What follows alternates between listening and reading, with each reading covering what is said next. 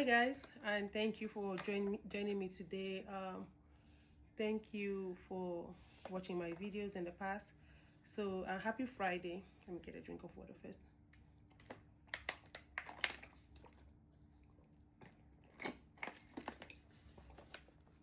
Yeah, so today's story, right, really happened. It's a true life story, and I want to seek your opinion, right, as I tell this story. This is very, very important. So today's story happened around the Mother's Day weekend, and it was about a friend of mine and her friend who went out on a dinner date with their husbands, right, with their spouses. Prior to that, my friend, whom I'm gonna call friend A, has a friend who I'll be calling also friend B, right? They've been friends for a very long time. Mind you, I don't even know who friend B is. Friend B is not my friend.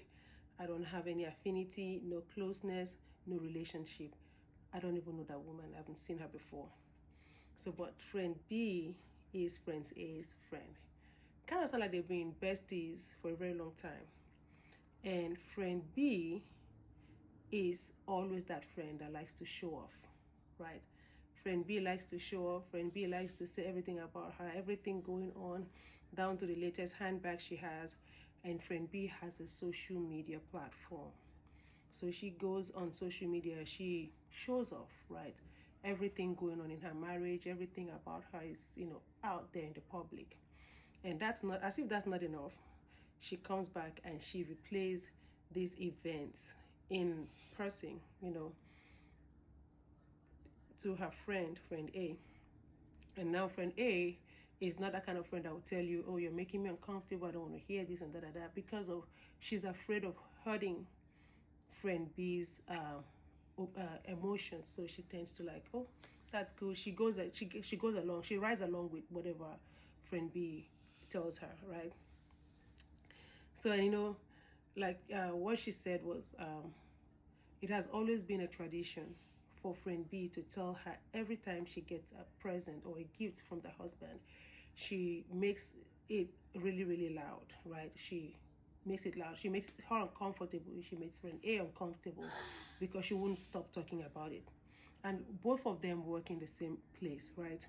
So if it happened on a Sunday, Monday, Tuesday, Wednesday, Thursday, Friday will be the week she will talk about that same event. And somebody like friend A, she'll just like, yeah, that's good. I mean, your husband is, just cheering her on. And I think friend A is always encouraging the behavior. That's why friend B thinks it's okay to keep doing that. All right?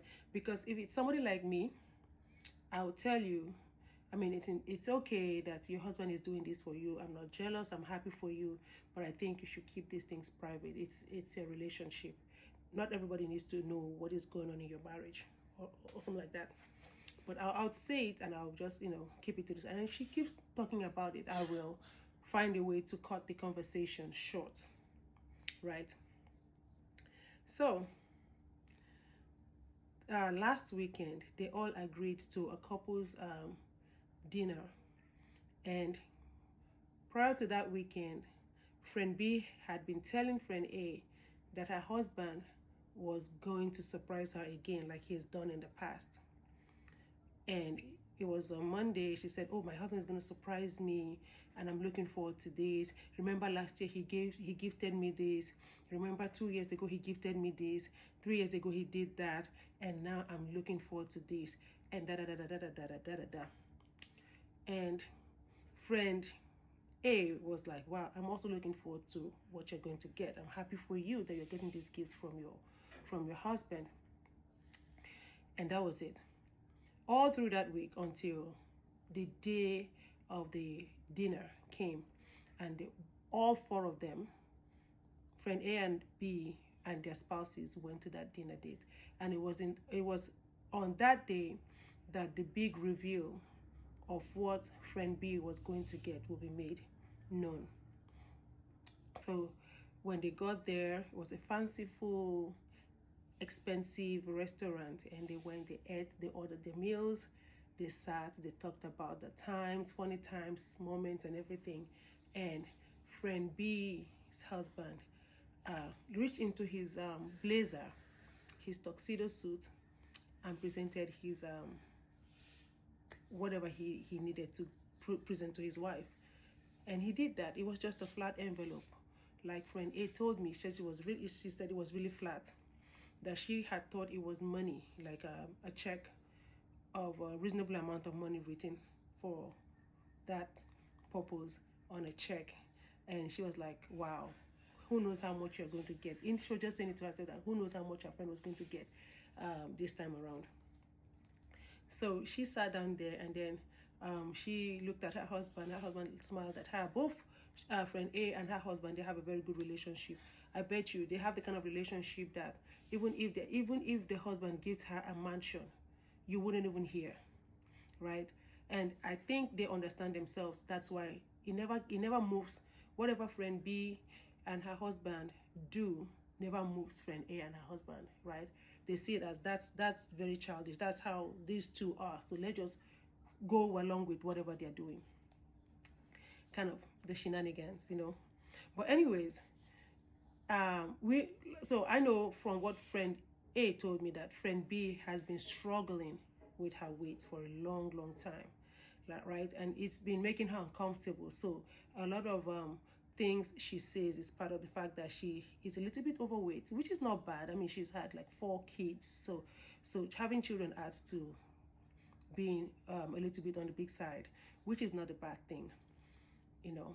So but anyways, the big reveal came, and it was an envelope with that whole thing in it, right? I didn't know what it was until friend A told me. She said friend B's husband gave it to friend B, and friend B proceeded hurriedly to see what was in it. When she opened it up, it was a gym membership card. Yeah. Wasn't expecting that either. But anyways,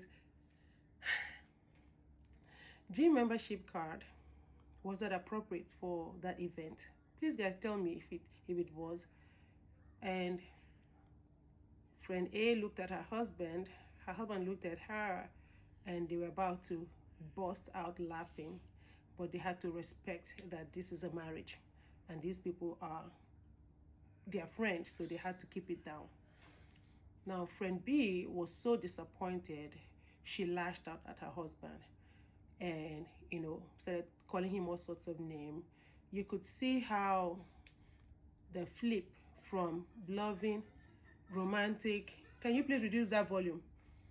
Loving, romantic, and everything, you know, turned into being hostile, aggressive, exchanging words and things like that. At the end of the day,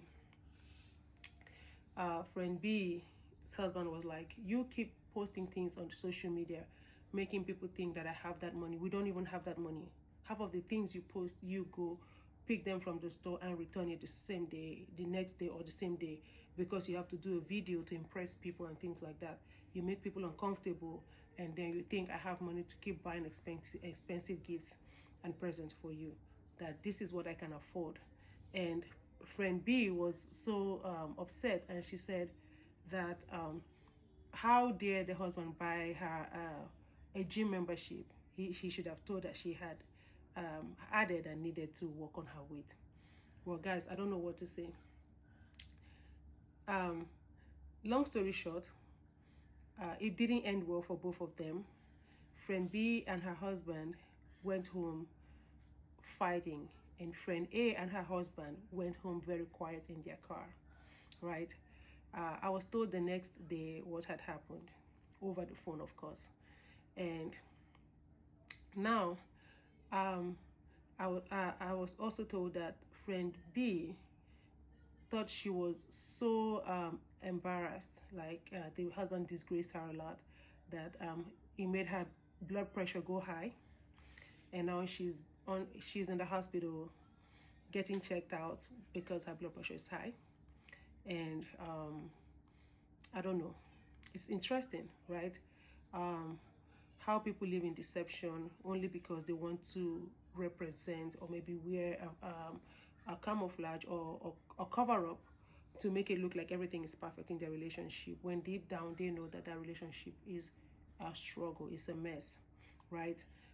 My opinion is, like I told friend A, I said, please encourage your friend and her husband to go see a marriage counselor and see if they can salvage what's left of their marriage, because trying to impress people because you want to make some other person feel uncomfortable is really childish, right? This is the time to have that relationship checked by a therapist, and if it works out for them, fine. If it doesn't work out for them, they can still keep doing what they know how to do, maybe cover up or maybe do whatever they have to do. But it takes two to tango.